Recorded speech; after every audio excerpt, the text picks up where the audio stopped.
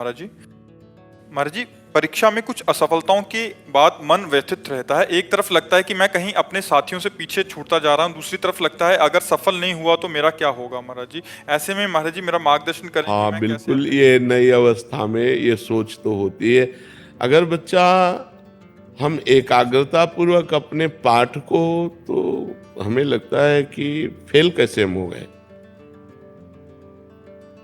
आपके ग्रंथ इतने बड़े बड़े नहीं, हमारे ग्रंथ इतने मोटे मोटे हैं।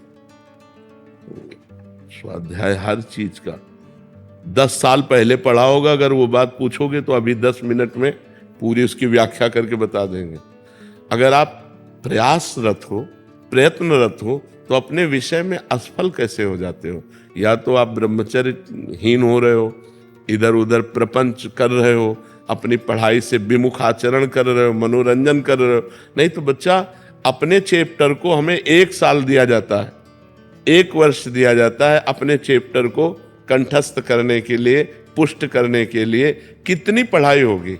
बिल्कुल, मतलब जिस विषय में लगो उस विषय में एकदम। तो हम कह रहे हैं तुम्हारा जो चैप्टर है हम उसे कंठस्थ कर सकते हैं। तो हम इतने कमजोर क्यों हैं कि हम फेल हो जाते हैं। अगर ये हो कि भाई टीचर कोई पक्षपात करता है तो बात अलग है, नहीं तो हम फेल क्यों हो जाते हैं। कहीं ना कहीं हम गलत हैं, हम अपनी गलती को सुधारें। और असफलता मिलना सफलता का एक प्रतीक है कि हमें और जोश आना चाहिए। आप जीवन में कभी असफल नहीं होंगे। रात दिन पढ़ाई करो, ब्रह्मचर्य से रहो, भगवान का नाम जप करो, माता पिता की आराधना करो। कौन सी उन्नति जो तुम्हारे चरणन चूम ले, कौन सी उन्नति जो चरणन चूम ले। इसलिए हमें तो लगता है कि हम अपने धर्म ग्रंथों को ऐसे याद किए हैं जैसे काका गागा नहीं याद किया जाता, ऐसे याद। उठते बैठते चलते फिरते जो पद है, पूरी 84 जी, पूरा सुधा निधि जी, पूरी सेवकवाणी, पूरी स्फुटवाणी, उसे जिस विषय में लगे तो अपने विषय में लगे, जिस विषय में लगे तो एकदम लगे। तो आप फेल कैसे हो गए। अपने विषय का ज्ञान आपको क्यों नहीं है। ऐसा तो कोई चैप्टर प्रश्न दिया नहीं जाता जो क्लास का ना हो। मान लो आप 12वीं में हैं तो 12वीं के क्लास के अंतर्गत ही आपको दिया जाएगा। ऐसा नहीं है कि आपको आगे का दिया जाए। आप जितनी क्लास में पहुंचते जाएंगे योग्यता, उतना ही आपको प्रश्न दिया जाएगा। तो हमको अपने चैप्टर को घुस करके घुन की तरह लगना चाहिए। जैसे गेहूं में घुन लग जाता है ना, पूरा खोखला कर देता है, ऐसे में अपने चैप्टर में लग करके पूरे चैप्टर को अपने माइंड पे बैठा लेना चाहिए। हमारा माइंड बहुत विस्तार से है, अनंत जन्मों के संस्कार भरे हुए हैं, छोटी सी चिप में मन की अनंत जन्मों के। तो ये सब पूरा आपको भर लेना चाहिए।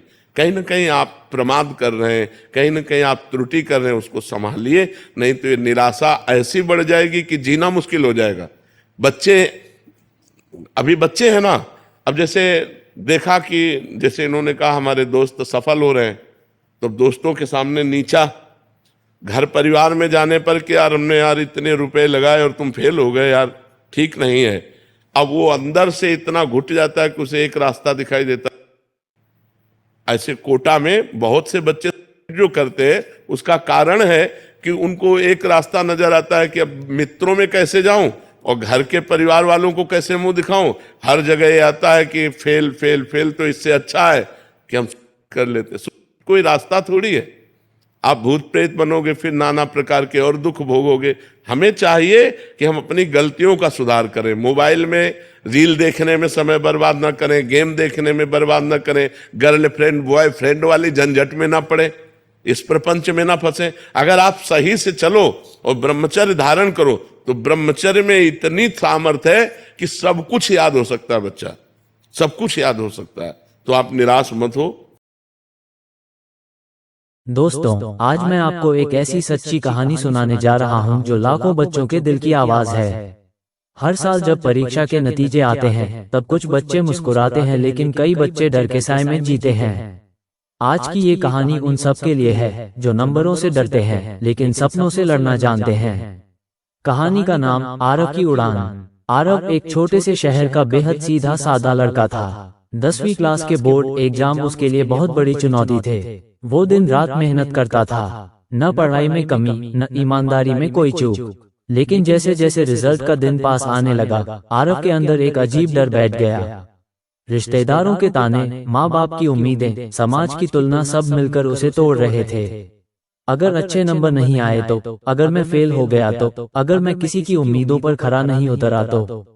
इन सवालों ने आरव की नींद छीन ली थी। रिजल्ट का दिन आया। आरव ने थरथराते हाथों से रिजल्ट चेक किया। स्क्रीन पर लिखा था 85%। अब अगर आप सोच रहे हैं कि 85% तो बहुत अच्छे नंबर हैं, तो जरा आरव के आसपास के लोगों को सुनिए। मामा बोले मेरे बेटे को तो 95% आए थे। पापा बोले साइंस नहीं मिलेगा अब बेटा। दोस्त बोले भाई टॉपर बनने का सपना गया पानी में। आरव टूट चुका था। उसने खुद को कमरे में बंद कर लिया। अंदर से रोते हुए एक ही बात दोहराता रहा, मैं किसी काम का नहीं, मुझसे कुछ नहीं होगा। तभी फोन बजा। उसके पुराने स्कूल के शिक्षक शुक्ला सर की कॉल थी। शब्द बहुत सरल थे, लेकिन असर ऐसा जैसे किसी ने बुझती लौ को हवा दे दी हो। शुक्ला सर बोले, बेटा जिंदगी एक किताब है, ये रिजल्ट सिर्फ एक पन्ना है। अगर तूने मेहनत की है, ईमानदारी से पढ़ा है, तो नंबर चाहे जितने आए तू पास है। तू किसी आंकड़े से नहीं, अपने कर्मों से बनता है। दुनिया में कई ऐसे लोग हुए हैं जो स्कूल में फेल हुए लेकिन जिंदगी में टॉप कर गए। हार वो नहीं जो नंबर कम लाए, हार वो है जो डर के मारे सपने छोड़ दे।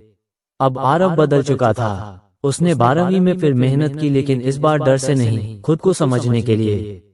उसे कंप्यूटर प्रोग्रामिंग में रुचि थी। वो दिन में स्कूल पढ़ता, रात में लैपटॉप पर कोडिंग करता। 2 साल बाद उसने एक छोटा सा ऐप बनाया जो वायरल हो गया। फिर क्या था, एक स्टार्टअप शुरू किया। कॉलेज में पढ़ाई पूरी होते ही 3 लाख का फंड मिला और एक जानी मानी कंपनी में जॉब ऑफर।